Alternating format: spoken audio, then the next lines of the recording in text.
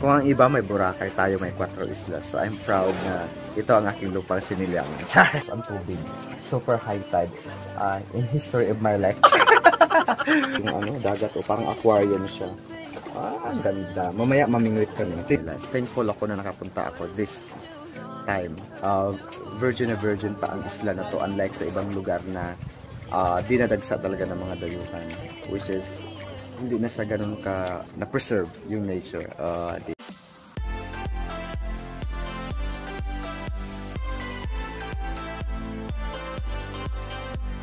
Hi guys, welcome back to my channel, Nushan TV.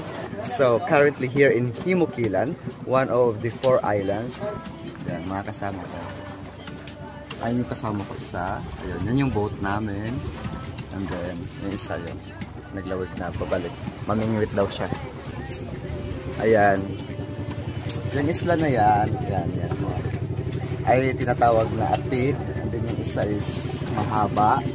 Sa mga hindi nakakaalam, mahaba. And then yung maliit is Video Island. First time kong pumunta or tumambay sa exact na lugar na to is that was March 28, Sunday, year 2004. Diba? I'm so young by that time. Diba? Ang ganda ng dagat nila. Yan, ang ganda. Yung sand nila is literal na white sand. Actually, yan, introduce ko sa inyo. Yung sand nila is, yan. Diba? Ayan. Yan yung sand nila. So, actually, hindi siya sand lahat kasi may mga bato-bato siya. Parang centuries. Bato of centuries. And then, ito yung sand nila. Ayan. Parang mga nadurog na mga shells for how many years? I think 1,000 years. Nakalimutan ko pala i-introduce sa inyo ang aking pamilya. Yan, yan sila. Actually, pamilya lang kami lahat dito. Nagdala kami ngayon ng bingwit. Bingwit! Mamaya mamingwit kami. Advice ko sa mga gustong pumunta ng isla, magdala kayo ng shades para hindi masyadong sasakit ang ulo nyo kasi masyadong maliwanag. Sa mga hindi sanay na nakaganyan yung mata nyo. Katagalan kasi sasakit yung dito natin sa sobrang init. Pero sulit naman pupunta kayo dito. Kung ang iba may Boracay, tayo may 4 islas. So I'm proud na ito ang aking lupang Siniliangan. Actually, first time ko na pumunta dito na ganito ka taas ang tubig. Kasi before, ang tubig is hanggang dyan lang yung dulo na yan. Yan. At yan na yung pinaka-bay niya. Diyan. So ito buhangin dito kami nakaupo. Dito kami tatambay, nag-iinuman. So ngayon lang, first time ko pumunta dito na ganito ka taas ang tubig. Super high tide. In history of my life. History of my life. So mga hindi sanay, hindi pa masyadong masyadong na overwhelmed sa pagpunta ko sa at this time. So ayan, sisit tayo konti. Diba ang ganda ng tubig, diba? O diba? Huwag ka lang mahulog cellphone ha. Kaya mag-swimming yun eh. Tingnan nyo, ang tibay ng bato. Diba? Pag mauntog kayo, pwede magbiyak ang ulo eh. So mag-ingat-ingat. At saka matulis siya. Pero diba, sulit yung dagat o parang aquarium siya. Ang ganda. Mamaya mamingwit kami. Dito rin kami nanguhuli before ng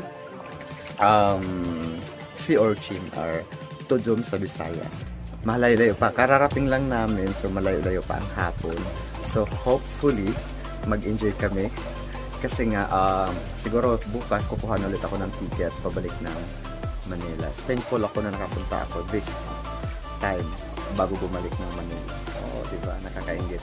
Kasi virgin na virgin pa ang isla na to. Unlike sa ibang lugar na dinadagsa talaga ng mga dayuhan. Which is hindi na siya ganun ka na-preserve yung nature. Diba? Ang ganda talaga ng isla. Kasing ganda ng jowa mo. At ang liwanag ng paligid. Kasing liwanag ng yung bukas. Hindi ka magsisisi. Hindi ka gaya ng pagpili mo sa kanya, sising-sisi ka. Actually, tingnan mo ang ganda ng mga Diba kung napapansin nyo, bato yan. Pero yung taas niyan is mga puno ng kahoy. O diba? Walang imposible talaga kasi kung tutuusin, kung isipin mo, paano nabubuhay yung kahoy dyan na puro bato-bato? Well, walang imposible pagdating sa ating tagapaglikha, our Almighty God. Diba? Very inspiring. Kaya dyan pa lang, alam na natin na may taga-disenyo talaga na hindi basta-basta. Diba? Tingnan nyo guys, so, parang may pool. Diba? Ang linis. Diba? Pero hindi mo pwedeng inumin yan. Siyempre dagat yan yung maalat. Pero ang ganda oh. Actually, hindi siya sand lahat. Bato-bato yung iba. Kung gusto mo ng white sand or literal na pinong-pino, andun banda oh. Pasyal tayo doon. Punta tayo doon. Tingnan nyo guys. Parang may cave dito. Ang ganda. Ang ganda ng pagka-design. Actually, designed by nature. Ang ganda siya oh. Tingnan nyo. Parang may cave. Oh, ang ganda. Ganda. May spider. So, delikado siya pag umakyat kasi may spider. Ala, may balat ng ahas. So, ibig sabihin may ahas dyan. Ayun o, nakalambitin yung balat ng ahas. Dito. So, punta tayo doon. Proceed tayo sa unahan. Sa aking mga kasama. Ayan na. Ano magabi ka na may Ginitan. Ginitan. Uli, nalamday ko yun. Di na may ginitan. Di mo pwede ka na gano'n. Sa lamang. Tingnan nyo guys, sabi nila white sand, pero kung makikita nyo hindi talaga siya white, parang may pagka yellowish. Ayan, may pagka yellowish yung buhangin niya. Ayan. Diba?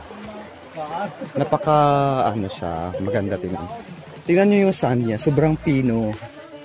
On this side, sobrang pino ng buhangin. Diba ang ganda? Para siyang ano, parang ano tawag doon, yung mais na giniling. Tingnan mo. Yung ginagawang puto ba yun? Tapos ang ganda dito. May parang siyang ano, mesa. Char! May pa-mesa-mesa. May kunting kwento lang. During nung nagbaha sa Ormoc, syempre bumaha yun. Maraming mga patay na ano dito, napadpad dito. So dito may dalawang yan. On that side, may dalawang nilibing dyan na bangkay. Kasi, siyempre, dito na napunta yung bangkay, dito napunta, so dyan na lang dinilibing. Dito sa unahan yung talisidan konti. Dyan, napunta doon na side. May nilibing din dyan na 3. So, yun. Pero ngayon, hindi na halata yung ano nila, yung parang puntod, kumbaga. Pero ako, siyempre alam ko. Kaya yung iba dito, yung mga friends ko sa lugar na to, kasi may mga friends ako before. Hanggang ngayon, na nakatira dyan. Takot sila pag gabi pumunta dito. Kasi nga, siyempre may nakalibing, alam mo na. Yung iba takot. So, ayun. Pero ako kasi hindi naman ako takot sa patay. Kasi patay na eh. Iba-iba naman kasi tayo ng pananaw. So, ayan, ang ganda niya. May mga ano din eh. Diba? May mga puno ng kahoy. So, pasyal tayo. Ito-tour ko kayo. Yan, ang ganda. Diyan, dyan, may nakalibing dyan dati. Yan. Ang tibay ng puno na to. Dito. Actually, dito, pwede din dito. Para siyang elevated siya. Dati wala itong mga puno na to eh. 7 years ago, walang puno dito. So, tumubo lang yan sila. So, ito, ayan dami. Marami siyang mga butas-butas. May ano yan yung nakatira, yung parang ang tawag niyan, baboy-baboy sa Bisaya. Ewan ko ano sa Tagalog. Alam mo na, wala sa syudad. So, ayan. Maraming mga panggatong, Yan, Ay, bakit maraming basura? May naiwan? Ano to? May bugs sila dito. 4 islas, protected landscape, and seascape. Leave no trace. Please be respectful of the environment and to the other users. We would appreciate your help in maintaining the natural beauty of the protected area. Please bring back home your generated garbage. It is the most appreciable habit. Diba? Bawal maglagay ng basura, dalhin pabalik, pero bakit ganyan? Diba? May maraming pasaway pa rin talaga, no? So, tayo na nakakaalam, huwag nating gayahin yung mga ganong klaseng tao kasi mapapangit yung ating diba, ating lugar, ating imbis na magiging kakit-akit sa mga dayuhan, papangit siya. Tingnan nyo yung niya, formation, ang ganda, diba? So yan, ang ganda, tingnan. Ang ganda pala dito. halos walang nabago maliban na lang sa high tide kasi ngayon. So, ayan. Ayan. Meron tayong nakita ng shell dito, pero wala na siyang laman. Ito tinatawag na saang yata. Sarap kayo ng laman nito. Dati, sa mga friends ko, pag pupunta ako dito sa isla, ito yung binibigay, pinapakain nila sa amin. Yung laman nito sobrang sarap. Ang alam ko, pag pupunta ka sa mga mamahaling restaurant, sobrang mahal nito. Kasi sobrang sarap din talaga. Diba? Masarap pa sa jowa mo. Diba? Ang ganda. Diyan, yung bato na yan, yung dalawang bato na yan, diyan kami nagda-dive before. Kaso ngayon, ano siya, mababaw. So, pwede ka naman tumalon. Pero, mababaw. So, bawal mauna ang ulo. Diba? Ayan, ang ganda. Yang dito banda, pag low tide siya, dyan kami dumadaan, papunta paikot doon. Kasi likod nito, maraming bahay since barangay to, barangay Himukilan. So, paikot dyan, yung bato na yan, yung kanto papunta doon, ano yan, may mga bahay sa likod doon. Tapos dadaan ka doon sa mga tatlong puntod ng mga namatay na nilibing dahil doon sa napadpad galing sa Ormoc before na tragedy. So, ayun. So, I think, as of now, yun muna. Balik tayo sa ating mga kasama. Yan yung sinabi ko kanina na Mahaba Island. Then yung maliit is Digyo. And then yun is Apid. Itong kasalukuyan kung saan tayo ngayon nakatindig is Himukilan. So, iyang lahat ng isla na yan is napuntahan ko na yan before pa. So, okay lang kahit hindi ako makapunta sa ngayon.